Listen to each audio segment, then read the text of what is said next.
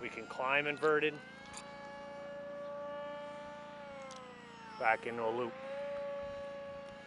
The HobbyZone Aeroscout 1.1 meter, the perfect trainer or the perfect plane for somebody that doesn't need a trainer.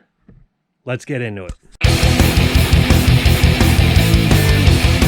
Welcome everybody back to the channel. It's Brendan again. Thanks for joining me here at Just Plain Crazy. We are down in the layer and we are getting ready to break into the HobbyZone Aeroscout 1.1 meter from Horizon Hobby. I picked this thing up not as a trainer plane, but as a great addition to my beginning of FPV. I've been doing a little bit of FPV, not a whole lot. The plane that I was using before was a XK 1200 glider. I want something more with a pusher prop in it to fly around. Just kind of still using the stuff that I got from Motion RC as far as beginner FPV goggles, low cost. They worked pretty well, but I want to get them into something new. So let's break into this and check out the unboxing. With a 43-inch wingspan, this rear pusher prop airplane is great for beginners. It comes in two different options: in a ready-to-fly package where it comes with a battery, charger, radio, otherwise known as the transmitter, the whole 9 yards, receivers already installed. I purchased this plane myself, and I opted to get this in the bind and fly, so it does already have a receiver installed. So let's break into this Aeroscout and see what we have here in the box, and potentially even look at assembly. I can't imagine that this thing is going to be real difficult. I guess we'll flip it over so that we've got the right side up.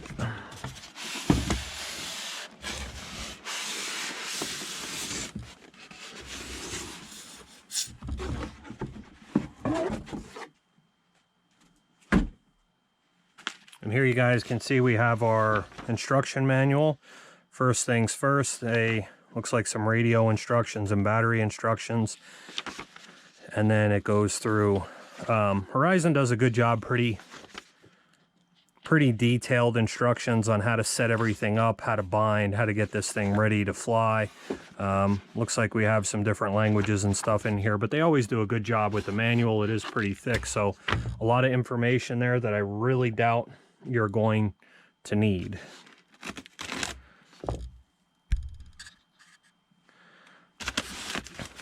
So we'll take off this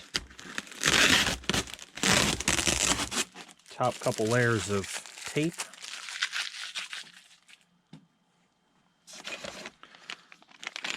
Looks like we got some hardware there. They include a little screwdriver, a bind plug, some Velcro. It looks like some nice thumb screws, plastic thumb screws that you can go ahead and put something together with.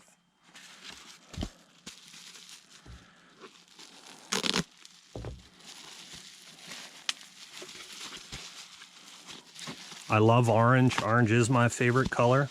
And got some nice Spectrum logos on there again. Foam plane, 43-inch wingspan on here. It looks like we got a plastic center support. These look like the horizontal stabs, have a little bit of flex to them. The foam is what you would expect. It's unpainted and kind of just finished. It's pretty smooth. Got some decals on there to dress it up.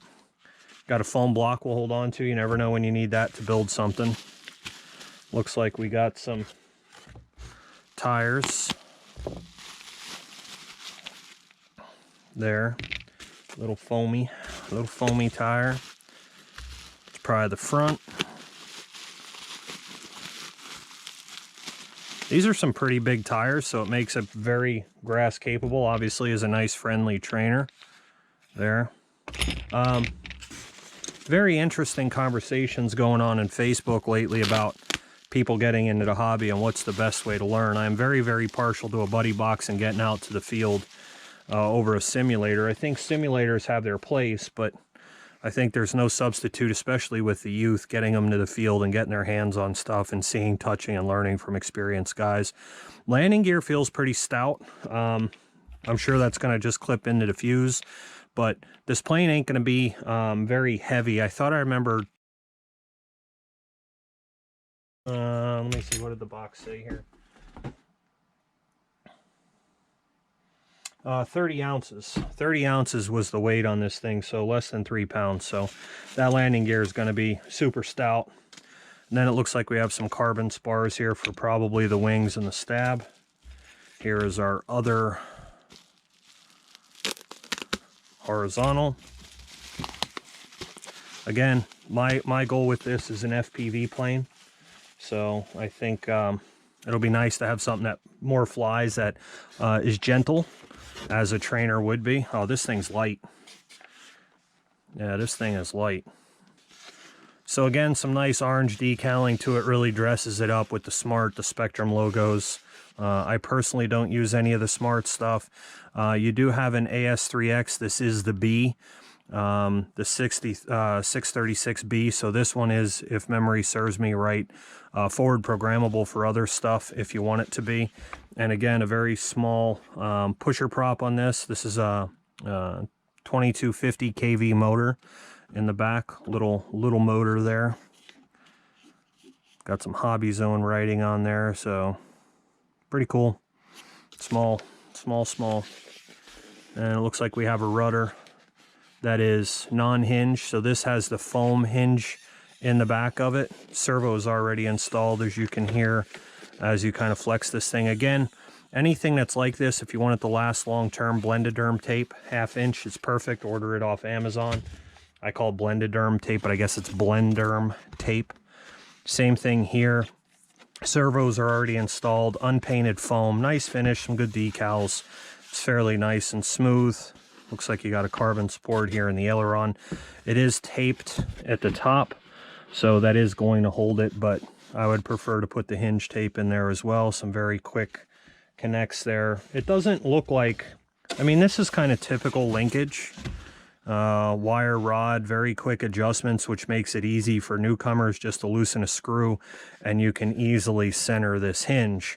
It already looks like the horns are already pretty centered in there, so kind of happy with what I see. It's kind of what I would expect in a product like this.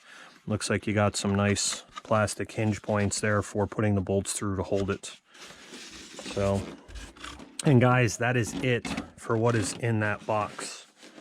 So, total pieces, what do we look like? Got 1, 2, 3. Got some spars. This piece, and some landing gear. So this is absolutely everything that comes in the kit. There is not a whole lot there. I think this is very, very beginner friendly, easy to put together. Looks like we have to pull our wires out. They have them nicely protected and tucked in there for us, so those will just pull out. But we'll do an assembly on this one. I don't think we'll time lapse the assembly on this one, the assembly video. I think we'll do it on a full recorded install, but otherwise kind of cool. Very happy with what I see so far. So I think it's going to be super easy for a beginner, and like I said, thumb screws and supplied screwdriver. They had the beginner in mind with this thing. So why don't we get into a build? All right, so here's the nice part. If you want in-depth reading, have at it. We don't need that. The quick start guide is literally 1 page of assembly. So this looks to be super, super simple. So let's keep it that way. Let's go ahead and open up our spars. 1 for the wing, 1 for the tail. We will get rid of that.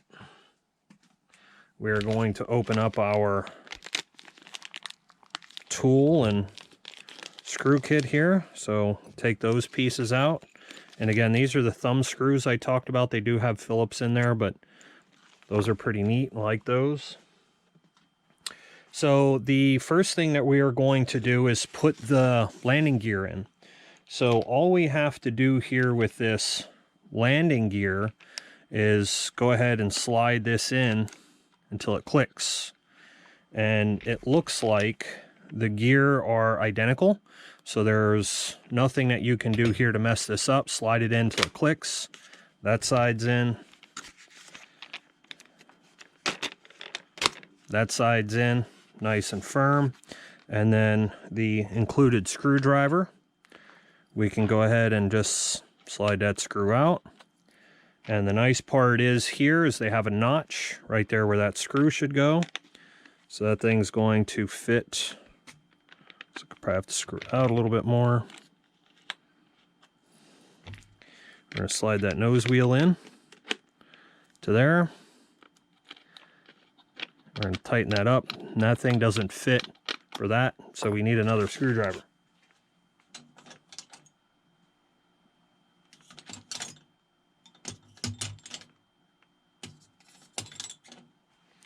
So here is our Just Plain Crazy Edition screwdrivers, and we're going to go ahead and throw that thing on there. And these are from RJX Tools, RJX Hobby. Very nice, it worked well for there. And now you are ready to set this bad boy on its gear. So that is faux show. Step number 1. So now we are going to go ahead and find our carbon spar as to which one fits. Only one fits in the inside here, and this is cool. So this is going to be a full flying stabilizer. So that rod's going to slide right into that notch right there.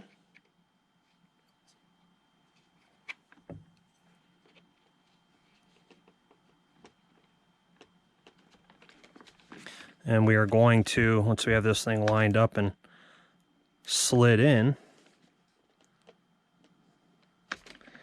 it's tight, which is good, I guess. We get it started.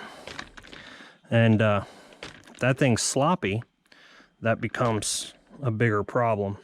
So quick way we can do this to make sure we're even, just put that one there. I'm going to use my thumb to hold it, come around the other side, and you can see I'm still much longer here than I am on the other side. So we'll go there, do this again, very quick kind of measurement. Still need to go this way a little bit. There. A little bit more. I'd say we're good. Now, for these pieces, looks like we're just going to go ahead and slide these bad boys in.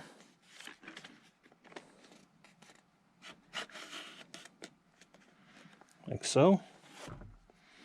And it looks like these are just going to be a tension fit. No screws required. They fit in there nice and tight.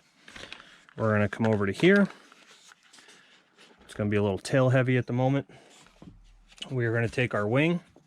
We're going to slide our carbon tube into there. And there is a stop to it. We're going to make sure our wires are hanging out the bottom. We're going to install this one this way. The wings notch together right there and here. And we're going to flip that over, and you can see our two connectors are coming through the bottom. And now, since this is Y-harnessed, there's no way to get this wrong. So we're just going to match black to black, make sure that's a nice positive lock. We're going to do black to black there, a nice positive lock. And what I like to do on those connectors so they don't come apart is I take a piece of tape, because once that's covered up, we're not going to see them. And if you're taking this on and off, there is another way. So with the tape portion, you can just go ahead and take this and wrap it around this way. Start at the small connector end, so that way you're pulling it onto the other one. So start there. And the other thing that you can use, that if you're going to be taking this apart, is connector locks like these you can find all over the internet. They just simply slide over these connectors to ensure that they don't fall apart on you and that your ailerons, in this case, stay fully seated. And you will feel them and hear them click when they go on there. Feeling them, I guess, is the big thing. Gonna make sure this one on here is fully seated. And we're going to slide that one over. And that just ensures those connectors don't come off. So, there and there. I'm going to tuck this weight. It's not actually a weight, it's a magnet for interference. We'll tuck that in there, down in that hole.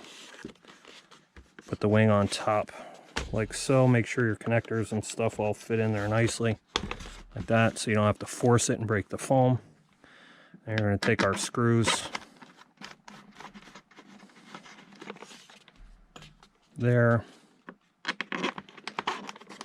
here, and there. You want to snug those things up. Now, if you want to get into using Safe, you're going to have to program Safe or download the file into your transmitter. Again, I chose the bind and fly version, so I am going to have to take that apart to bind it. But we're also going to need a battery. We're going to put a battery in here. Here's the nice part, I guess. This is a bind plug. So you can just hook your bind plug into here. You don't have to have the wing off to access the receiver into that port. So that is a nice feature that they thought about there. Again, before you pre-flight stuff, it's always good to go over all of your screws on the push rods, on the servos, those types of things. So that is as easy and as quick as taking a screwdriver and just snugging up everything right now, just to make sure that nothing was left loose of importance. These are part of an everyday pre-flight.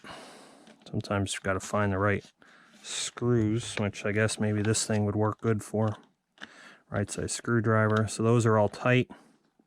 And I guess that's where this screwdriver is primarily designed for, because it won't fit up here either. So it looks like those, that thing fits pretty well.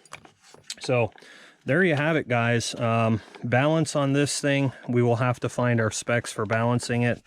So I don't know if they show that in the quick fire up directions here. I don't think you can get this one wrong. That'll be in the bigger book, but we'll get our pack installed in here. I'm going to look to see what I have to do to hook up the FPV on this. And I'm excited to take this little bad boy out and let's get this thing flying. So that canopy's there and that sits like that. Let's get this thing bound up and get a battery in it. Now, in order to bind this aircraft, we've gone ahead and installed the bind plug in that jumper that they've given us, that plug down in there. This calls for a 3S2200 battery. This is an IC3, or I'm sorry, an EC3 connector. This is the new smart plug, so they will fit right in the inside of there, not a problem. Your radio I already have set up as my Aeroscout. I did not download the file for this, as I'll do my own install. And once you have that model set up, you can go ahead and turn that radio off. I'm not going to be using Safe, so I will not be programming any of the Safe features to it. From here, you're going to go ahead and plug in your battery. The aircraft will initialize and it will be in bind mode. You're going to hold in your bind button and turn your transmitter on, and we're going to keep this thing about 2 feet away. Still holding in my button. Binding. DSMX 22 milliseconds. You'll see it found it. There's the receiver. Telemetry. Bind complete. Bind complete. Once that screen comes up and it's done, you can let go of that. The timer on this will go ahead and adjust. You can hear everything initialize, so I'm just going to simply go into my timer screen. This thing ought to easily fly for 8 minutes. I use 1 time active on the timer, and I don't like mine vibrating all the time. I do like the voice, so I know where I'm going to be throughout the process, so I set everything up for voice commands. So I literally go through all the alerts. Expiration and everything will be set to voice. Go forward. And the last one, timer start, we'll have on voice, timer stop on voice, and timer reset on voice. Once we have that set up, we're going to go all the way back. So here you can get a good view of the AS3X working. So as you wind up going back one way or another with no hand control on the transmitter, it's going to try and keep this thing nice and smoothed out for you. Makes a nice FPV plane. So one of the things I noticed with this plane is it doesn't have an instant throttle response. If you can position this so I can see my radio, as you go up, we'll go right to full and you'll hear it.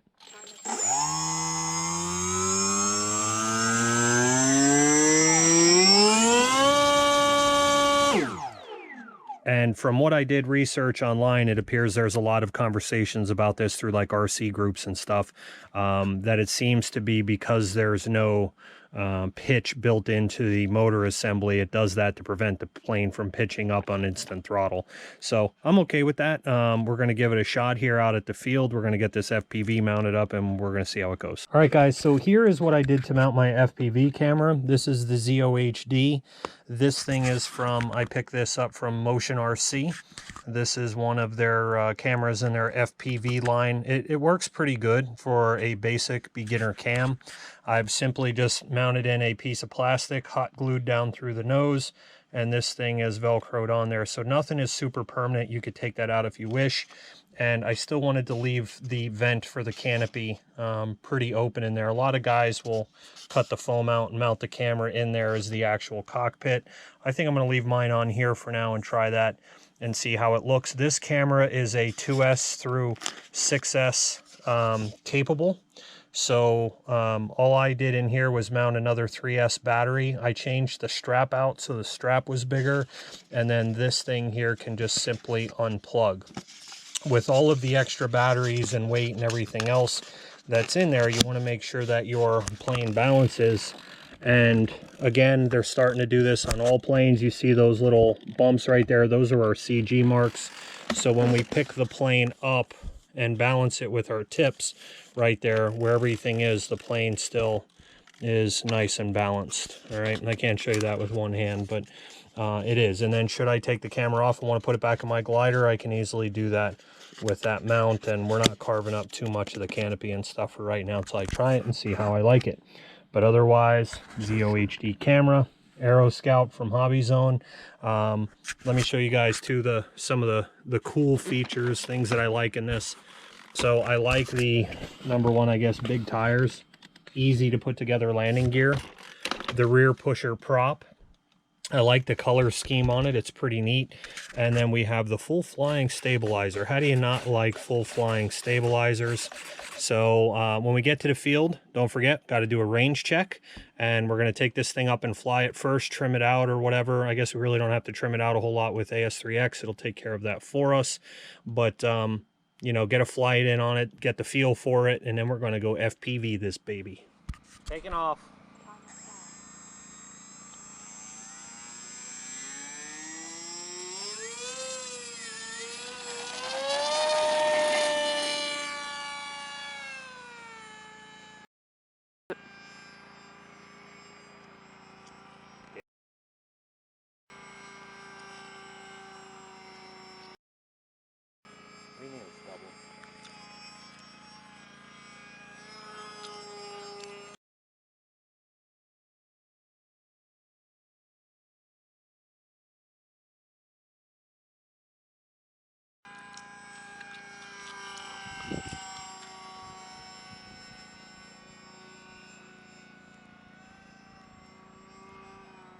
So it's fairly windy today. The roll rate is really good both directions.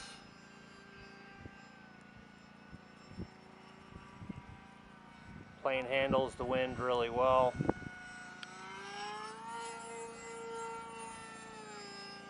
And that's about half throttle. So this is a great FPV plane because it's stable. You can loop it 3/4 throttle. Come right out of that into a roll. It's very, very agile. And then I'll do a pass inverted. Show you that it can do inverted.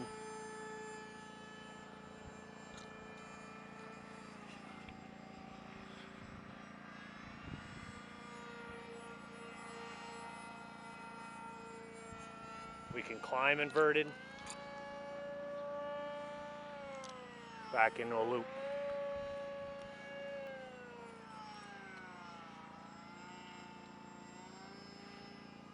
And then I'll bring it by with just the AS3X, and you guys can see how stable it is, about half throttle, no hands on the sticks, and that's just the AS3X working in pretty bumpy conditions. Flight time on this thing is 7 to 8 minutes. FPV will last you even longer because we're using a separate battery. So we'll bring it in here and land. Just takes a little bit of throttle to keep it moving, not much. This for a trainer plane is very, very stable. And like I said, because it's a trainer listed plane, the ability to use it for FPV is great.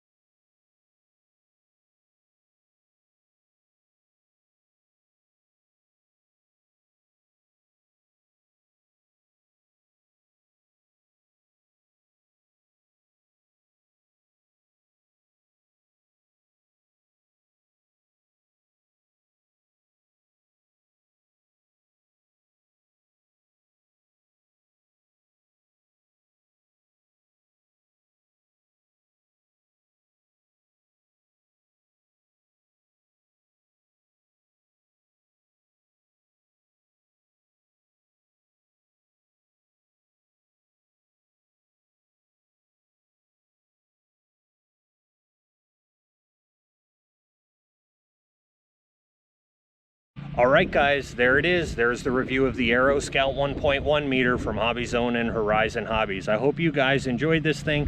Look at picking one up for yourself. This thing was a great plane to use for FPV. I hope you enjoyed some of that footage that I cut into, but also this is a great trainer plane, probably one of the better ones that I've had a chance to mess around with.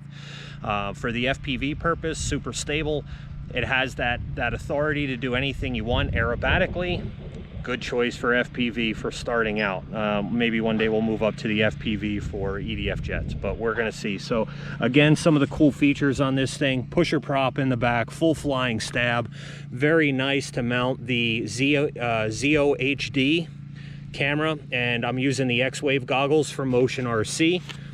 We are using the 2.2 3S pack in this thing. So it's not super intrusive for batteries. You can, batteries are a decent price, but great project, really enjoyed it. I hope you guys enjoyed it. So again, it's Brendan here from Just Plain Crazy. I know you guys are just plain crazy. I appreciate you watching. Please make sure you give me a thumbs up if you liked it. It helps out the channel a lot. If you didn't like it, make sure you hit that thumbs down button twice for me, and then like, share, subscribe, hit that bell notification, and select all so you get all of my content. Until I catch you at the field again, happy flights. Peace out.